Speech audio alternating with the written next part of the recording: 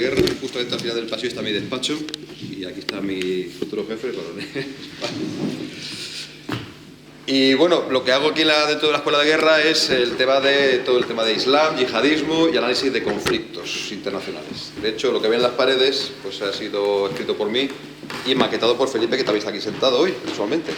Pues ahora esta tierra. Entonces esos son los conflictos internacionales. Les puedo pasar los PDF si quieren para que los tengan, pues son resúmenes de todos los conflictos internacionales y con ese pequeño esquema más o menos se puede comprender lo que es el conflicto. Pero para comprender el conflicto hay que tener la primera de las piezas, que es la pieza del tablero, es decir, conocer cuáles son las piezas del ajedrez, cómo se mueve un peón, cómo se mueve la reina, y quién es la reina y quién es el caballo o la torre. Por eso vamos a ver hoy el inicio, todo el tema del Islam, que me parece interesante y fundamental para comprender cualquier tipo de conflicto que hay en la actualidad. Quitando Ucrania y Corea, el resto de conflictos prácticamente se puede entender conociendo estos protagonistas, que el coronel Parra ya se los conoce porque en las clases de abajo ya lo ha atendido varias veces. Vamos a ver si funciona o no. Empezamos ya.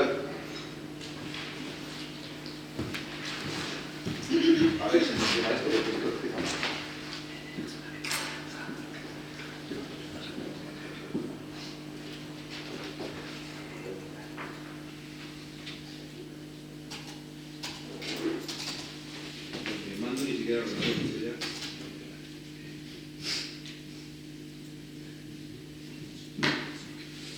Bueno, como decía Homero en el siglo VIII a.C., los hombres se cansan de comer, de beber, de amar y de bailar, pero nunca se cansan de hacer la guerra. Por eso, por desgracia, tenemos cursos en los que la principal protagonista siempre son los conflictos.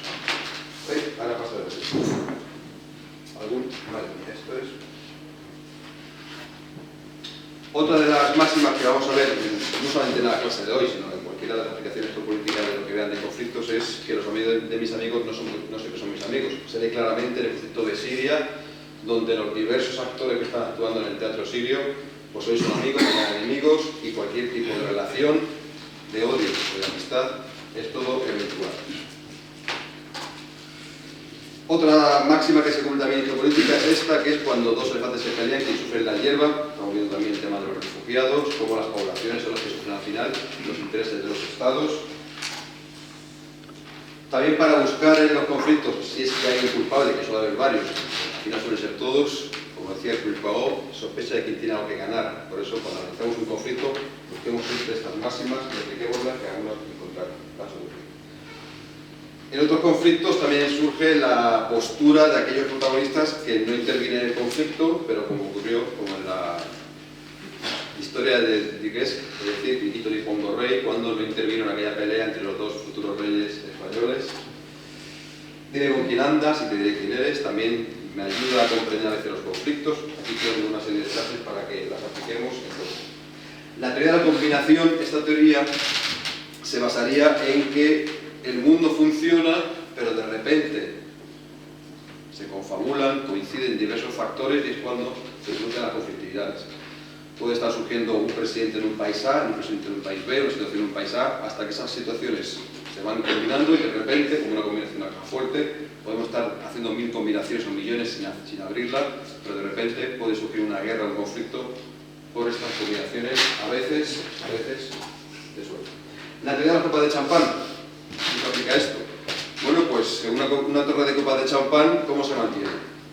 Es una cosa indeleble, o sea, es muy débil, con lo cual se mantiene gracias al peso del champán. En este caso el champán representaría o el poder o el dinero. Y precisamente lo que le sobra de poder y dinero al que está arriba es lo que le va llegando abajo, y cuando a las copas de abajo no le llegan ni poder ni dinero es cuando se producen las revoluciones, que luego hemos vivido como revoluciones en la Unión Soviética o en Francia o cualquier tipo de revolución social, ocurre cuando no llega el champán. Y la cantidad de champán que llega abajo, es decir, la percepción de lo que es mínimo que me llegue, eso ya depende de las sociedades. A veces son 400 euros, a veces son 1000, a veces simplemente un trozo de carne o de pan. Por eso, que cuando falta ese poquito de champán, surge el conflicto. La teoría del pastel es la que se puede aplicar en geopolítica y lo aplicaremos analizando conflictos. No solamente me tengo que quedar con la parte de fuera del pastel, es decir, con lo que veo del Estado, sino también tengo que profundizar, que lo vamos a hacer hoy, profundizando en la geopolítica de los actores, sabiendo quiénes son cada uno de esos actores, qué es un chií, pero ¿qué es un chiizaidí? ¿Qué es un alawita? ¿Qué es un determinado elemento de esas sociedades? Que eso es lo que va a determinar también esos conglomerados geoestratégicos. Y la teoría del PDF, todo conflicto que podamos analizar en la actualidad está determinado por un PDF, es decir, poder, dinero y fornicación. Cualquiera de esos tres elementos los buscamos tanto en la vida particular como en la vida geopolítica y encontraremos que la solución está en la respuesta del poder, dinero o la F, como repito, con M. Bueno, vamos a empezar entonces, primero, diferenciando lo que ya todos sabemos, el tema de la Liga Árabe. En los países árabes, el árabe no es una raza, es un concepto cultural. Árabe es solamente raza para caballos, no para personas, con lo cual nos quedamos solamente con el concepto cultural y por lo tanto esos 22 países que pertenecen a la Liga Árabe son países árabes. Hay uno que no pertenece a la Liga Árabe actualmente, que es Siria, porque fue expulsada en 2011, pero sigue siendo un país árabe por cultura. Por lo tanto, vemos que hasta las Islas Comore, que se encuentran por ahí, esas tres islas que se van turnando la presidencia cada 3 años, también pertenecen al mundo árabe. No todo árabe es musulmán, todos los musulmanes árabes, es una cosa que ya conocemos, pero, lo repito, por si acaso. Películas que recomiendo para comprender un poco la geopolítica actual, todas las que están en pantalla, y para visualizar un poquito lo de hoy, precisamente sería esta, Mahoma, el mensajero de Dios, para darnos una idea de cómo se vivía en los tiempos del profeta Muhammad. Y vamos a hablar del Islam. Y para ello vamos a irnos al pasado. ¿Se ve bien la transparencia o apagamos alguna luz? ¿O combinamos alguna luz? A ver si apagando estas se ve mejor. Sí. La cámara todo va a grabar hoy, porque con tanto comer huevo estará que grabe la pantalla. Bueno, vamos a irnos al pasado, al siglo VII, siglo VI en este caso, y a la Meca. Esto es un fotograma de la película que acabo de recomendar, cuyo protagonista es Anthony Quinn. Y si no funciona el mando, me da susto porque esto sí lo va a traer en mi frito. Tienes que acercarte. Esto sí que es un video de acercándome funciona el mando. Bueno, viene los contra los elementos. Vamos a irnos a la península arábiga. Esta península arábiga que va a dar pie a conocer un poquito la cultura árabe, fundamental para conocer muchas de las posturas que se toman. En esta península arábiga, en el siglo VI, decidirían en ese momento, pues agricultura solamente había en lo que actualmente es Yemen, en esta zona de aquí, y el resto, pues del camelleo y el comercio, la ruta de la seda que pasaba por mar o por tierra. Centro neurálgico del comercio, la Meca, como centro más neurálgico de comercio y de religiones. Todos los años se celebraban unas grandes concentraciones religiosas, por lo tanto la Meca vivía de esas concentraciones o caravanas religiosas, y al norte de la Meca, en Yatrib, por 200 kilómetros aproximadamente, está esa ciudad Yatrib, también comercial, y poblada por la mayoría de judíos. ¿Dónde había en ese momento judíos? Pues tenemos judíos en lo que hoy en día es Israel, también tenemos judíos, por supuesto, en Yatrib, tenemos judíos en Yemen. Estos judíos, los yemenitas, son los que luego, en el 48, hace pocos años, Israel, para reforzar sus defensas frente a los ataques de los árabes, trajeron en la operación llamada alfombra voladora. Son los que cuando Israel ve estos judíos con el kipá negros de piel, pues son los yemenitas que trajeron en aquel momento. Junto con los etíopes, son los falashes.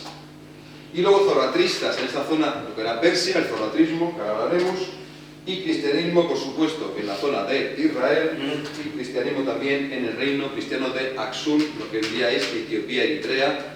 Los cristianos de las más antiguas iglesias se encuentran en esta zona, como ya sabemos. Bueno, ¿qué es el zoratrismo? Importante para comprender el Islam. El zoratrismo es una religión del año 1200 a.C. aproximadamente, se llama mazdeísmo, se creían en el dios Mazda. Es una religión dualista, como el taoísmo, lo bueno, lo malo, lo oscuro, lo claro, lo blanco, lo negro, lo húmedo, lo seco. Pues aquí está el bueno, que es Mazda, y el malo, que es su hermano, que es Aruman. De este nombre han copiado en la película El Señor de los Anillos el malo, que se llama Sharma, precisamente. Bueno, pues aquí tenemos la filosofía del mazdeísmo, era un pensamiento puro, una palabra pura y una acción pura, que es el código, de quien ya está en Afganistán lo sabe, como el coronel Parras ahora, el Pashtun Wali se basa en el código de honor del mazdeísmo, porque ha sido heredado a través de los tiempos. Es el Pashtun Wali, el código de honor de los pastunes, lo hereda del zoroastrismo. Y aquí tenemos a Zoroastro, el gran profeta del zoroastrismo, por eso cambia el nombre, Zaratustra, Zoroastro. que con 40 años, casualmente, igual que el profeta Muhammad, sube a esta montaña al norte de Teherán y establece contacto con el dios Magda, que le establece esos preceptos. Es decir, todo mazdeísta, todo zoroastrista debe tener un fuego encendido en casa para que sepa que esa unión del hombre con Dios se simbolice con la llama que sube al cielo. Y aquí tenemos ya la península arábiga con multitud de dioses, eran politeístas. De hecho, el dios Alá es muy anterior al Islam. Y las tres hijas de Alá, que son estas, Uza, Lata y Maná, que no son las tres magas de la cabalgata de Valencia, son otras. Pues estas tres mujeres, Uza, Lata y Maná, eran muy veneradas, igual que Alá, que era un dios muy venerado en Sai. Aparte de esto, ¿cómo es la filosofía y el carácter de los árabes? Pues lo conforma el desierto.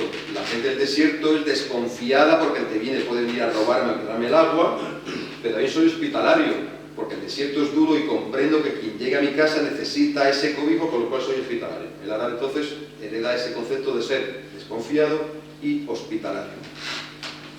Y además, con una familia muy unida, puesto que el hombre es el que defiende a la familia, y mi único recurso en el desierto es tener mi clan, mi familia. Por eso todavía sigue esa filosofía de los clanes y las familias en el mundo árabe. Vamos a hablar de la mujer. La mujer en este momento no tiene derecho a nada. En este momento estamos hablando del siglo VI, año 550.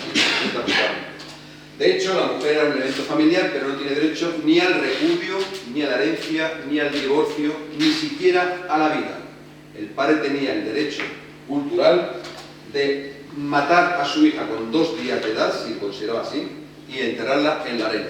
Esto está tapando un poquito este cartel, ¿no? Movemos un poquito, sí.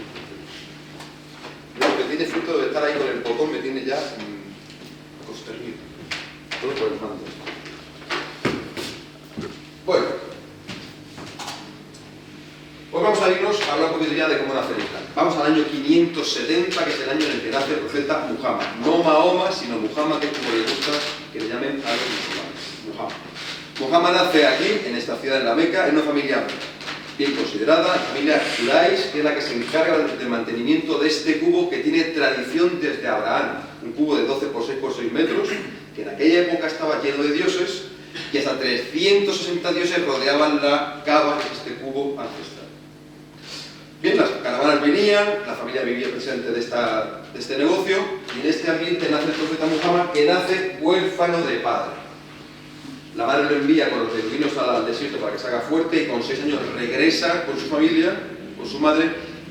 Va a viajar con su madre desde la Meca hacia Yatrib, pero a mitad de camino su madre fallece, con lo cual con 6 años el profeta es huérfano de padre y de madre. ¿Y se va a vivir con quién? Con su tío Abu Talib.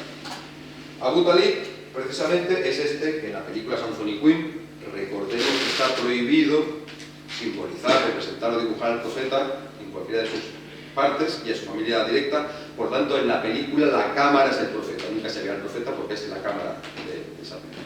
Bueno, pues Abu Talib es el tío del profeta, zoroastrista de religión y bien considerado en la Meca, comerciante, con su hijo Ali Abu Talib.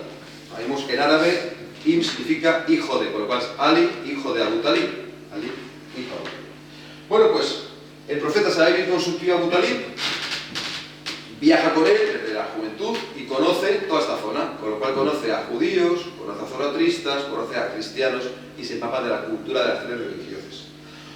Cuando tiene 25 años ya trabajaba en una empresa de comercio y la dueña, Yadilla, que es una viuda rica en aquel momento con 40 años, dice la tradición, se enamora del profeta, el profeta de ella, y se casan. Él con 25, ella con 40 años. La primera mujer profeta va a ser Yadilla.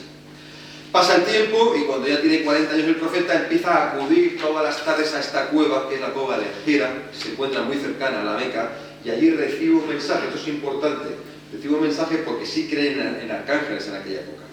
Bueno, pues este arcángel Gabriel le transmite un mensaje de Alá directamente al profeta Muhammad, y este mensaje recitado de memoria es lo que va a ser el Corán, que significa Al-Qur'an, recitación. En este mensaje va a ser de absoluto monoteísmo, y le dice: solamente hay un profeta, que eres tú, el profeta del Islam, y un solo Dios, que soy yo, que es Alá. Este mensaje lo va transmitiendo a la población de la Meca. Muchos se van convirtiendo, sobre todo porque era un mensaje de esperanza para los pobres. Hay que coger un dinero para los pobres, desfavorecidos y viudas y huérfanos, y para la mujer, que el Islam le decía: tienes derecho al divorcio, al repudio, a la herencia y a la vida. Entonces, las mujeres ven en el Islam, en aquel momento, una salvación, una puerta abierta a una situación que no tenían en el Bien, vemos entonces cómo empieza a expandirse el mensaje y mucha gente se va convirtiendo al Islam. Los musulmanes que van siguiendo al profeta, primero escondidos, sobre todo porque el señor Abu Sufyan, que era una especie de alcalde o oligarca de la Meca, que dirigía todos los negocios, le dijo a su primo segundo, el profeta Muhammad: deja ya de predicar esta filosofía de monoteísmo porque nos vas a arruinar. Aquí vivimos de que haya muchos dioses. Si solamente hay un dios, nos vamos a arruinar. Él no hace caso, sigue expandiendo el mensaje, con lo cual se convierte en enemigo Abu Sufyan y el profeta Muhammad, que son primos segundos. Familia Omeya. Familia Quraysh, familia Omeya.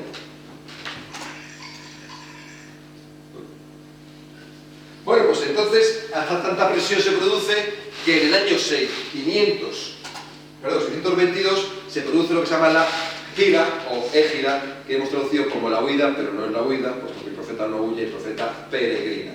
Esta peregrinación se produce en el año 622 y el profeta se desplaza hacia esa ciudad donde no llegó con su madre. Ese viaje inconcluso lo concluye llegando a Yatrib.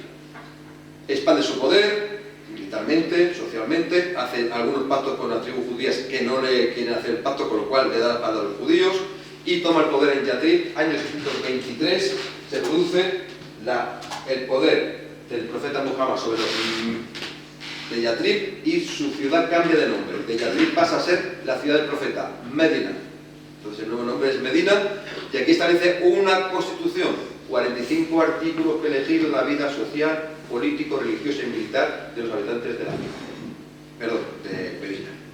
Ya tiene el poder en Medina, pasan los años, empieza a expandir cada vez más su poder en esta zona, más seguidores, hasta que en el año 630 regresa a la Meca, somete a su primo segundo, Abu Sufyan, que se convierte al Islam. Él le perdona, y por eso se llama el año del perdón, y ya toda la Meca y toda esta zona ya pasan a ser de los musulmanes. Está completado el tema musulmán. Hasta aquí bien. Año 632 es cuando muere el profeta con 62 años y cuando surge el problema que vamos a ver ahora. Durante su vida, y esto lo hago mención porque esto es lo que va a dar pie a que cuando Trump hace unos meses declara la capitalidad en Jerusalén, se provoca estos follones, lo que viene ahora precisamente, lo que se llama el Laylat al-Mi'raj, el viaje astral del profeta. Durante su vida, el profeta viajó en sueños, en un viaje astral, a lomos de este caballo, que es el caballo Burak. Dice la tradición que es un caballo con cabeza de mujer, alas de águila, cuerpo de caballo, y viajó desde la Meca hasta Jerusalén y ahí se impulsó. ¿Dónde se impuso el caballo? Era una piedra. Esta piedra hace que se impulse el caballo hacia el cielo y permite subir al séptimo cielo al profeta. Los 7 cielos, un cielo por cada uno de los profetas del judaísmo, que también son profetas del Islam o del cristianismo. Ahí está el cielo de Musa, que es Moisés, el cielo de Isa, que es Jesucristo. No olvidemos que para los musulmanes Jesucristo es un profeta, pero no es el Hijo de Dios. Por eso los arrianos, en el siglo VIII, que estaba lleno de arrianos por la parte norte de Argelia y Túnez, permitieron mucho más fácilmente la expansión del Islam, porque para los arrianos Jesucristo no era Dios, sino que era un profeta más. Bueno, pues aquí tenemos los 7 cielos, sube el profeta Muhammad al séptimo cielo y allí Alá se determina lo que se denominan los 5 pilares del Islam, representados con esa famosa mano de Fátima, que son las 5 obligaciones que luego vamos a ver cuáles son. ¿Qué ocurre con esto? Que para impulsarse a subir al cielo lo hace de esta piedra, que luego fue edificada por uno de los califas como la cúpula de la roca, o el tomo de la roca, y este impulso hace que esta piedra convierta en santo también el lugar de Jerusalén, que ya no era para los cristianos y por supuesto para los judíos, haciendo que ahora mismo la decisión sea irrenunciable para los musulmanes el perder un lugar sagrado como es Jerusalén. Justamente en esta piedra es donde dice la tradición de los judíos que según los planos del templo del rey Salomón, destruido 2 veces por cierto, siglo VI antes de Cristo, año 70 después de Cristo por los romanos, esta piedra lo que termina es donde estaba situada el Arca de la Alianza, la que busca Indiana Jones, y que dentro lleva la vara de Aarón, el maná del cielo y las tablas de la ley. Bueno, pues esta alianza hace que también sea sagrado y que cuando se quiera hacer una negociación entre Palestina e Israel sea innegociable, puesto que para los dos el mismo lugar es sagrado.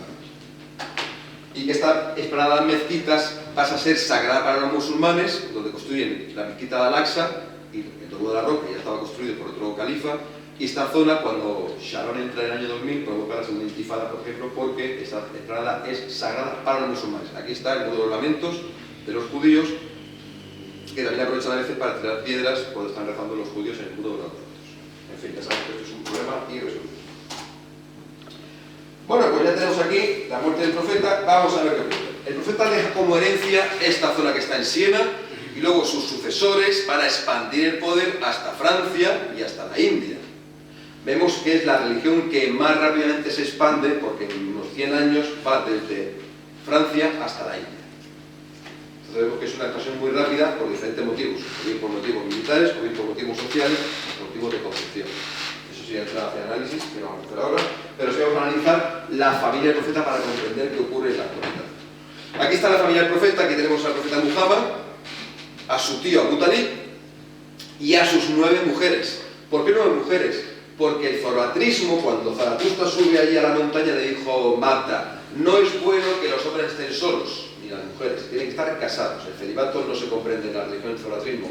Por lo tanto, cuando una mujer está viuda, para que no esté indefensa ante los peligros de la vida, debes casarte con ella, sea tu cuñada, sea tu prima, la mujer de tu primo, lo que sea. Por lo cual, cuando moría el marido de tu amigo, o moría tu hermano, pues la viuda, debes casarte con ella, y ahí sale entonces lo que se llama la poligamia, que se hereda luego en el Islam.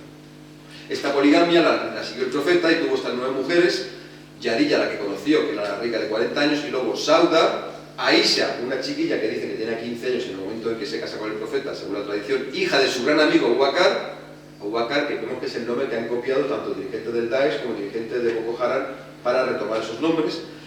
Hafsa, hija de Omar, otro amigo del profeta. Zainab, Salama, María Alcuitia, María la copta, es decir, María la cristiana, porque era viuda de un general cristiano que luchó contra el profeta. Y Safia. Bien, el problema de una herencia, ¿cuándo viene? ¿Con quién no puede recibir la herencia? En estos momentos, él tuvo 3 hijos varones: Abdullah, Al-Qasim y Ibrahim, pero murieron con 4, 5 y 7 años, por lo cual no queda ningún niño vivo para recibir la herencia del padre. De las niñas, Zainab muere muy jovencita, y Ruqayya y Kulthum, que son otras de las 4 hijas que tuvo el profeta, mueren antes que el padre. En resumen, solo sobrevive al padre Fátima. Pero Fátima se había casado ¿con quién? Con Ali, el hijo de su tío Abu Talib, es decir, con el primo del profeta. Por lo tanto, Ali, que era primo, pasa a ser yerno del profeta, y cuando muere Abu Talib, él lo recibe como hijo y pasa a ser hijo adoptivo. ¿Lo hemos perdido? Así casi. Repito: Ali, hijo de Abu Talib, primo del profeta, con lo cual tío, este es primo, se casa con su hija, pasa a ser yerno, y cuando muere el padre lo recoge como un hijo adoptivo, con lo cual es un primo, yerno, hijo adoptivo, entre comillas. Este matrimonio sí que tiene descendencia, que son Hassan y Hussein. Vamos a quedarnos aquí con la descendencia. Bien. ¿Qué es lo que hicieron? Perdón, me he comido cuando muere el profeta. ¿Quién le tocaría heredar todo el poder? En teoría diríamos que es Ali, que pasó es el primo, el hijo y el yerno y es todo. Pero no fue así.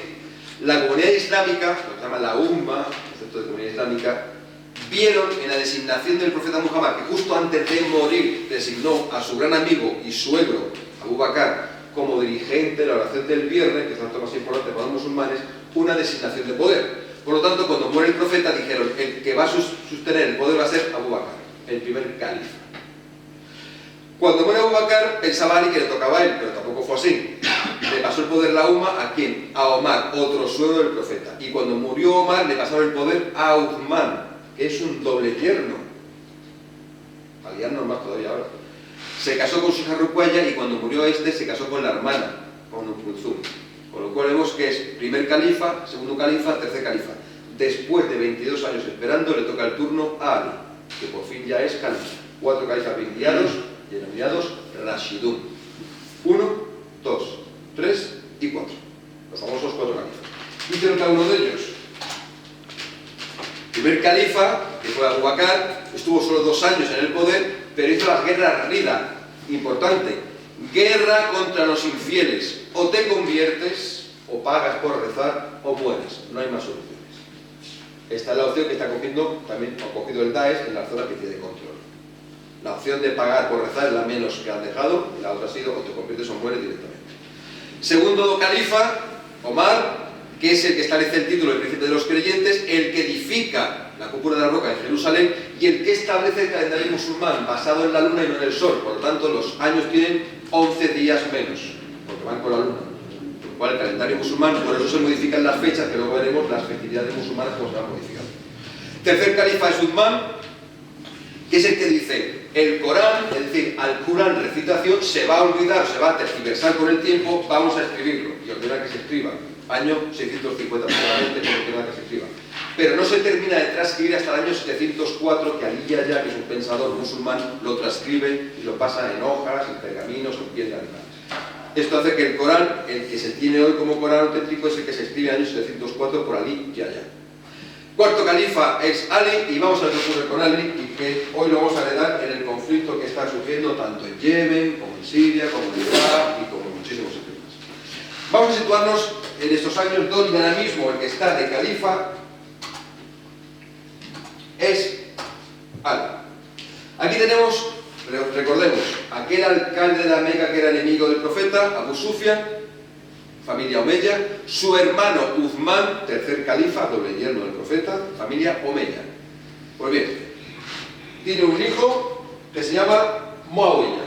Muawiyah está en estos momentos, no en estos momentos de ahora, sino en estos momentos de allí, está de gobernador en Damasco, persona importante, con ejército y con influencia, en Damasco. Aquí tenemos Damasco.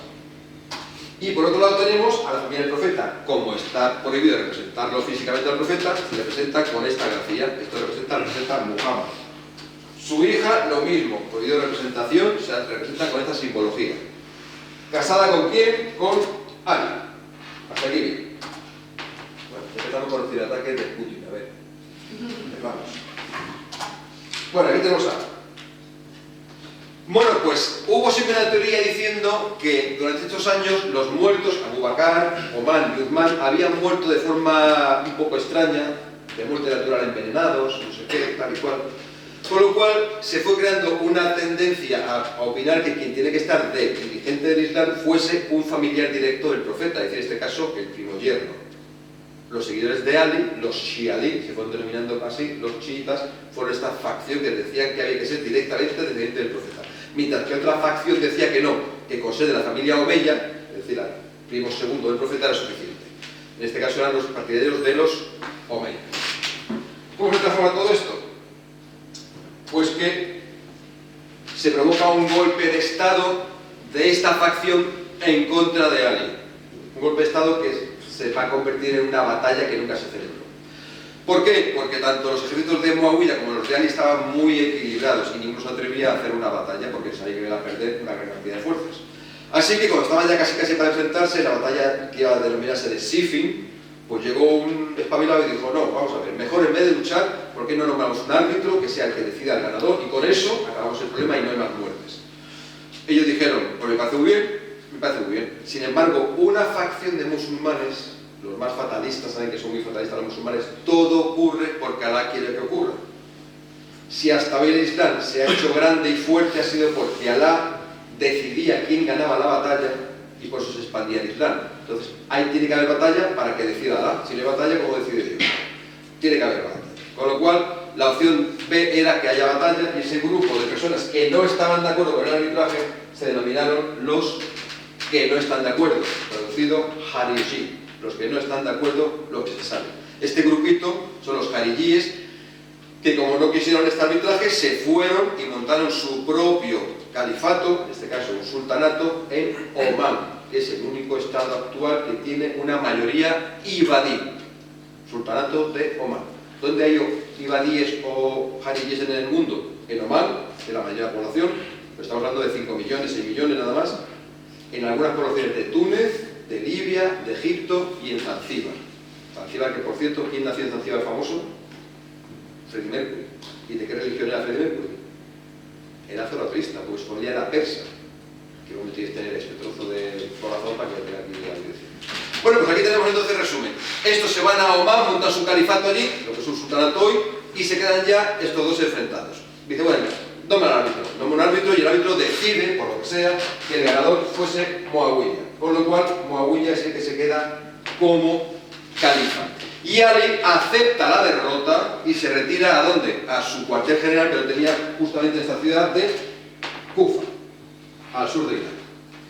Pero 2 años después de que esta batalla se hubiese celebrado, un jaredí que había sido perseguido por él se le acerca después de rezar la mezquita un viernes y le asesina con una espada envenenada, con lo cual Ali muere a los 2 años. ¿Dónde muere? En Kufa. ¿Y dónde es enterrado? En Nayaf. Aquí está Nayaf. Pasa el tiempo,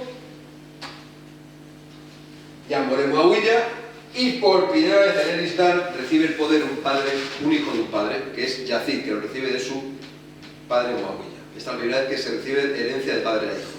Esta familia es la familia Omeya. Primero Omeya de la historia, segundo Omeya, tercero Omeya.